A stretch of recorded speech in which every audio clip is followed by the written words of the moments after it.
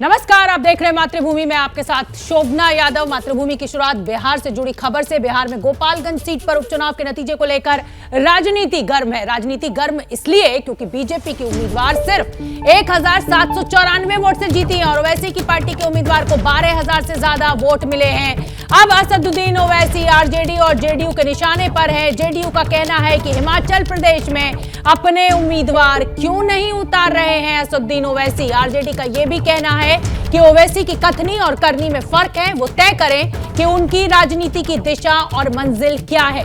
वहीं बीजेपी कह रही है कि गोपालगंज के नतीजे से वो लोग परेशान हैं।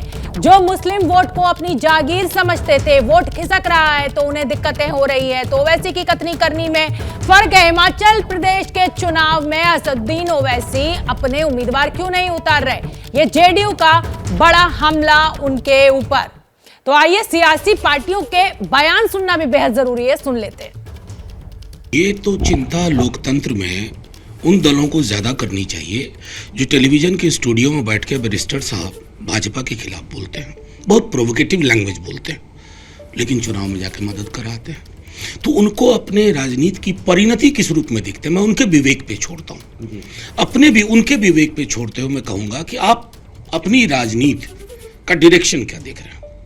अगर आप जहां जो बातें कहते हैं और जो करते हैं उसमें मीलों का फासला है, ये फासला अब लोग समझ रहे हैं। ठीक है, हैदराबाद से हजारों किलोमीटर दूर जाकर वहां आप उपचुनाव नहीं लड़े, लेकिन गोपालगंज में लड़े।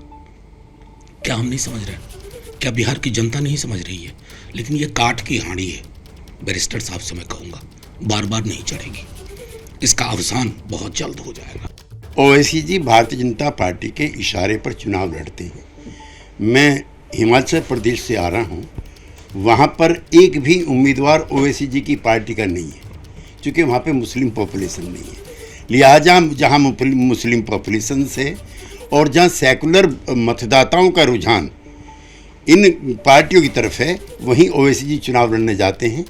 लेकिन उनकी पार्टी को इतनी भी वोटें मिली हैं, इसको हम विचारेंगे और ऐसा प्रयास करेंगे कि ओवैसी जी की पार्टी बिहार में भविष्य में चुनाव लड़ने का साहस न कर सके। नाराजगी का पहला अलार्म है।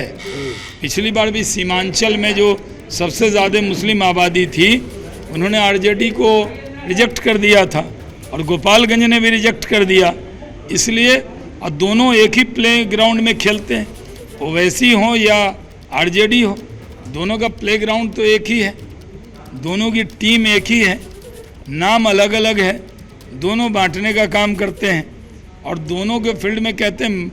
वो आरजेडी कहती है ओवैसी को कि मेरे अंगने में तुम्हारा क्या काम है, क्योंकि वो समझते हैं कि जो माइनॉरिटी का वोट है, मुस्लिम वोट है, वो आरजेडी अपनी जागीर समझ रही है। और जागीरदारी तो हम लोग ख़त्म करेंगे, सबका साथ, सबका विकास, सबका विश्वास कह के।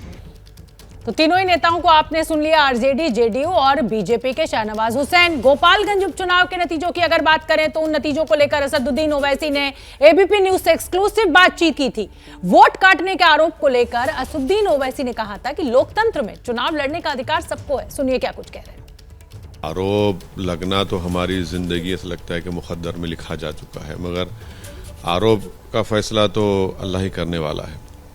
अब लालू यादव के 8,500 वोट लिए, 8,800 करीब वोट लिए, उनको क्या बोलेंगे, तमगा देंगे या बोलेंगे नहीं नहीं घर का आदमी है, लालू जी का साला है, उसको कुछ नहीं कहा जा सकता।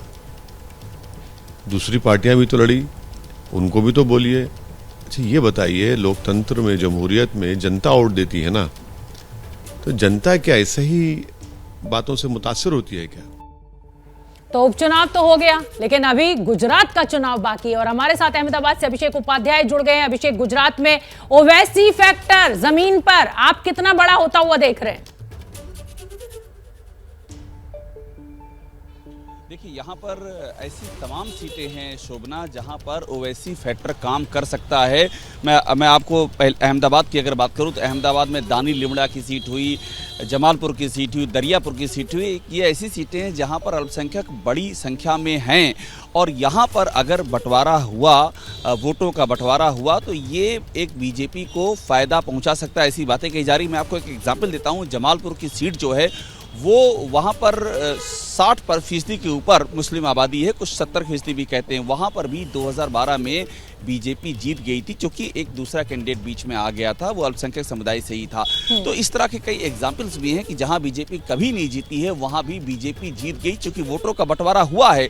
और गोपालगंज के मॉडल के बाद इस बात की आशंका जताई जा रही कि अगर इस तरह के बंटवारे यहाँ पर होते हैं तो बीजेपी वो सीटें भी हासिल कर सकती है जो उसने आज तक कभी नहीं जीती हैं। बहुत बहुत धन्यवाद अभिषेक इस पूरी जानकारी के लिए। और जैसे ही घड़ी का काटा दोपहर 2:30 पे आए, बबीता जी का दिल सास बहू साजिश के लिए मचल जाए। और ये है इनकी बहू, पूरे दिन ऑफिस की टेंशन हो जाए गॉन जब ये करें अपना फेवरेट शो फ्री टाइम पे ऑन। इनकी तरह आप भी देखें अपना फेवरेट शो अपने टाइम पर और डाउनलोड कीजिए एबीपी लाइव ऐप अपने स्मार्ट टीवी पर।